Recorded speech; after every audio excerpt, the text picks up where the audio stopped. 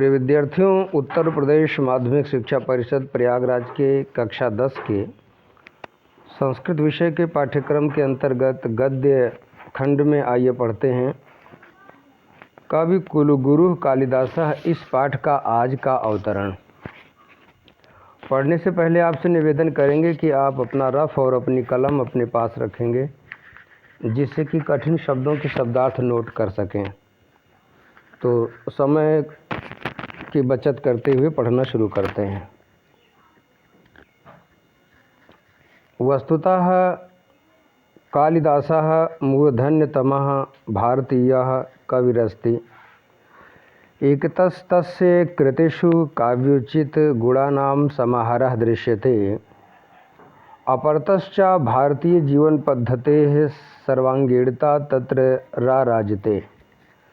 काव्योत्कर्ष दृष्ट्या तस्य काव्येषु मानव मनसः सूक्ष्मानुभूतीनाम् इंद्रधनुः कस्यापि सहृदयस्य चित्तम् आवर्जयितुं पारयति। प्रकृतिरपि स्वजडत्वं विहाय सर्वत्र मानवसहचरीवाचरति। रघुवंशे दिग्विजयार्थं प्रस्थितस्य रघोः सभाजनं वनवृक्षाः प्रसूनवृष्टिभिः सम्पादयन्ति। मेघे विरहोत्कण्ठितस्य यक्षस्य प्रेमविह्वलतायाः अद्वितीया सृष्टिः परिलक्ष्यते। तत्र बाह्यन्तः प्रकृत्योः मर्मस्पृश्य वर्णनम् अस्ति। यहाँ ध्यान दीजिएगा विद्यार्थियों, यहाँ मर्मस्पृग लिखा हुआ है, आधा गा नहीं होना चाहिए, आधा तालव्य होना चाहिए। किताब में इतना मिसप्रिंट है, तो मर्मस्पृश वर्णनम अस्ति। कवि दृष्ट्या मेघः धूमज्योति सलिल मरुतां सन्निपातो न भूत्वा एकः संवेदनशीलः मानवोपमः प्राणी अस्ति। सः रामगिरेः आरभ्य अलकां यावत् यस्य कस्यापि सन्निधिं लभते तस्मै हर्षोल्लासो वितरति। शाकुंतल नाटके पतिगृहगमन काले आश्रमपादपाः स्वभगिन्यै शकुन्तलायै आभरणानि समर्पयन्ति। हरिणार्भकः तस्याः मार्गावरोधं कृत्वा स्वकीयं निश्चलं प्रेम प्रकटयति। एवं एव नद्याः प्रेयस्य इवाचरन्ति। सूर्यः अरुणोदयवेलायां स्वप्रियतमायाः नलिन्याः तुषारबिन्दुरूपाणि अश्रूणि स्वकरैः परिमृजति।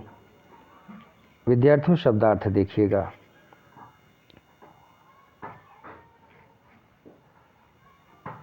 वस्तुतः वास्तव में कालिदास मूर्धन्यतमः सर्वश्रेष्ठ भारतीय कविरस्ति कवि हैं। एकतः एक और तस्य कृतिषु उनकी रचनाओं में काव्य उचित काव्य के लिए आवश्यक गुणानाम गुणों का समाहारः समूह दृश्यते दिखाई पड़ता है। अपरतः दूसरी ओर से च और भारतीय जीवन पद्धति की सर्वांगीणता संपूर्णता तत्र वहाँ यानी कि उनके काव्यों में राराजते सुशोभित होती है।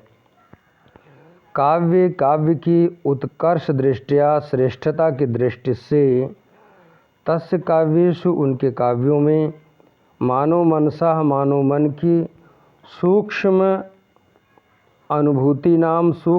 अनुभूतियों का इंद्रधनुष कस्य अपि किसी भी सहृदय की चित्तम हृदय को आवर्जयितुम आकर्षित करने में यानी खींचने में पारयति समर्थ होता है। प्रकृति भी स्वजडत्वम अपनी जड़ता को विहाय त्याग कर सर्वत्र सभी जगह मानव मनुष्यों की सहचरी एवं सहायिका के समान आचरण करती है। रघुवंशे रघुवंश में दिग्विजयार्थम दिग्विजय के लिए प्रस्थित से निकले हुए रघु का यानी कि महाराज रघु का सभाजनम स्वागत, वन वृक्षाः जंगल के वृक्ष, प्रसून वृक्ष भी फूलों की वर्षा द्वारा संपादयन्ति संपन्न करते हैं।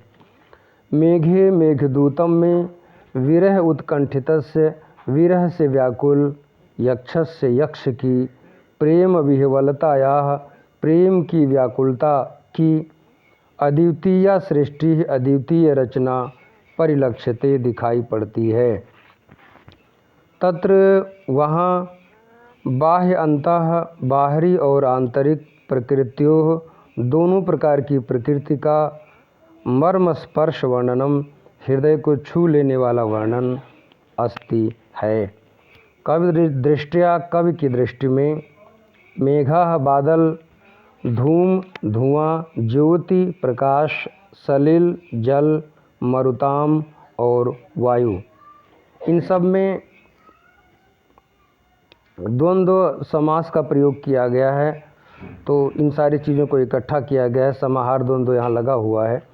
तो धुआं, प्रकाश, जल और वायु का सन्निपातः समूह न भूत्वा न हो करके एक संवेदनशील मानव उपमा मनुष्य के समान प्राणी अस्ति प्राणी है। सह वो रामगिरे, रामगिरी से एक पर्वत का नाम है रामगिरी। तो रामगिरी पर्वत से आरभ्य ले करके अलकाम यावत, अलकापुरी तक, एक नगरी का नाम है उसमें अलकापुरी, यावत तक, यस्य कस्य जिस किसी की भी, अपि भी सन्निधिम निकटता को अर्थात पास पहुँचने की स्थिति को, लभते प्राप्त करता है, तस्मै उसके लिए, हर्ष उल्लासो हर्ष और उल्लास, वितरति बांटता है। शाकुंतल नाटके शाकुंतलम नाटक में यानी कि अभिज्ञान शाकुंतलम नाटक में पतिगृह गमन काले, पति के घर जाते समय, आश्रम पादपाः आश्रम के वृक्ष, स्वभगिन्यै अपनी बहन, शकुंतलायै शकुंतला के लिए, आभरणानि आभूषण, समर्पयन्ति अर्पित करते हैं। हरिण अर्भकः हरिण हिरण का, अर्भकः बच्चा, अर्भक डिम्भक ये सब बच्चे के पर्यायवाची हैं। तो हिरण का बच्चा, तस्याह मार्ग अवरोधं कृत्वा उसके रास्ते को रोककर, स्वकीयम अपने, निश्चलम निश्चल, प्रेम को प्रकट करता है।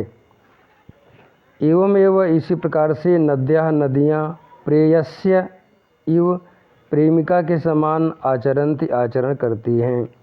सूर्य अरुणोदय वेलायाम, अरुणोदय वेला में अर्थात सूर्य निकलने से पहले वाली जो लालिमा होती है उसको अरुणोदय वेला कहा जाता है।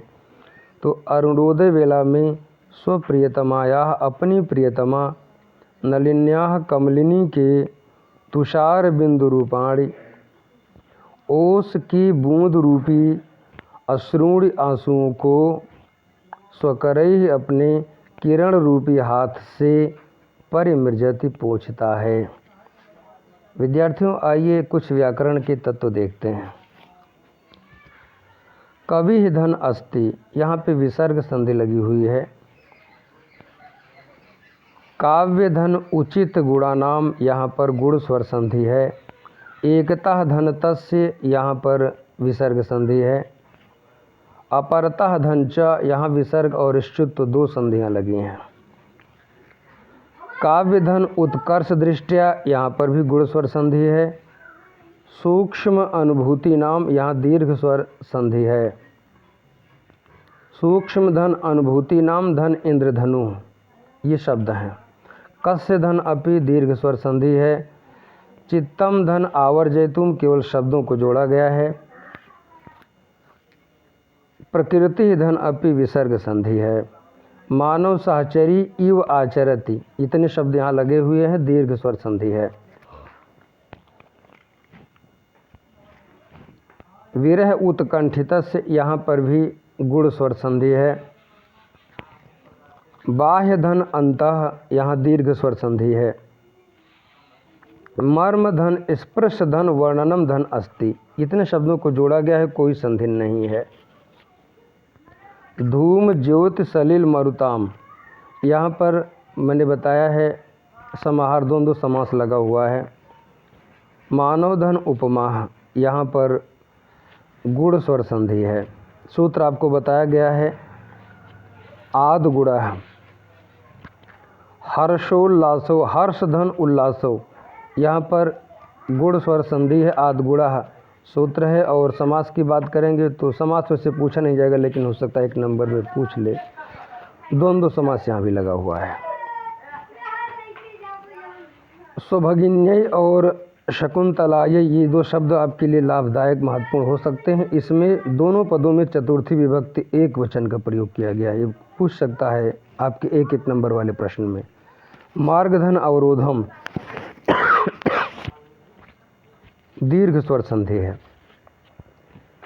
एवं धन एव, केवल शब्दों को जोड़ा गया है। प्रेयसी धन यु, प्रेयसी धन यु, प्रेयस्यु, तो यहाँ पर प्रेयस्या शब्द है, कोई विशेष संधि यहाँ नहीं है। युव धन आचरंती, युवाचरंती, यहाँ पर दीर्घ स्वर संधि है।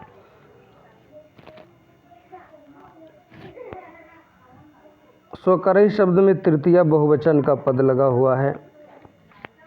अब आइए इसको हम अनुवाद देखते हैं। प्रसंग समझिएगा। प्रस्तुत अवतरण में कालिदास की रचनाओं की अति महत्वपूर्ण और हृदय स्पर्शी विशेषताओं का वर्णन किया गया है। हिंदी अनुवाद। वास्तव में कालिदास मूर्धन्य भारतीय कवि हैं। एक ओर उनकी रचनाओं में काव्य के लिए आवश्यक गुणों का समूह दिखाई पड़ता है, और दूसरी ओर भारतीय जीवन पद्धति की संपूर्णता वहाँ पर सुशोभित होती है। काव्य की श्रेष्ठता की दृष्टि से उनके काव्य में मानव मन के सूक्ष्म अनुभवों का इंद्रधनुष किसी भी सहृदय व्यक्ति के हृदय को आकर्षित करने में समर्थ है। प्रकृति भी अपनी जड़ता को त्याग कर सभी जगह मानव सहायिका के समान आचरण करती है। रघुवंश महाकाव्य में दिग्विजय के लिए निकले हुए रघु यानी कि महाराज रघु का स्वागत जंगल के वृक्ष फूलों की वर्षा द्वारा संपन्न करते हैं। मेघदूत में विरह से व्यथित यक्ष की प्रेम व्याकुलता की अद्वितीय रचना दिखाई पड़ती है। वहाँ प्रकृति के बाह्य और आंतरिक दोनों प्रकार का मर्मस्पर्शी वर्णन है, अर्थात हृदय को छू लेने वाला वर्णन है। काव्य की दृष्टि से मेघ यानी कि बादल, धुएं, प्रकाश, जल और वायु का समूह न होकर के मनुष्य के समान एक संवेदनशील प्राणी है। वह रामगिर से लेकर अलकापुरी तक जिस किसी के भी पास पहुंचता है उनके लिए हर्ष और उल्लास बांटता है। शाकुंतलम नाटक में पति घर जाते समय आश्रम के वृक्ष अपनी बहन शकुंतला के लिए आभूषण अर्पित करते हैं। हिरण का बच्चा शकुंतला के यानी उसके मार्ग को रोककर अपने निश्चल प्रेम को प्रकट करता है। इसी प्रकार से नदियाँ प्रेमिका के समान आचरण करती हैं। ये बात जो आई है नदियाँ प्रेमिका के समान आचरण करती हैं, ये बात रघुवंश महाकाव्य में आई है। सूर्य अरुणोदय वेला में अपनी प्रियतमा कमलिनी के ओस रूपी यानी कि शीत जानते हैं उसे ओस कहा गया है, तो ओस रूपी आंसुओं को अपने किरण रूपी हाथ से पोंछता है।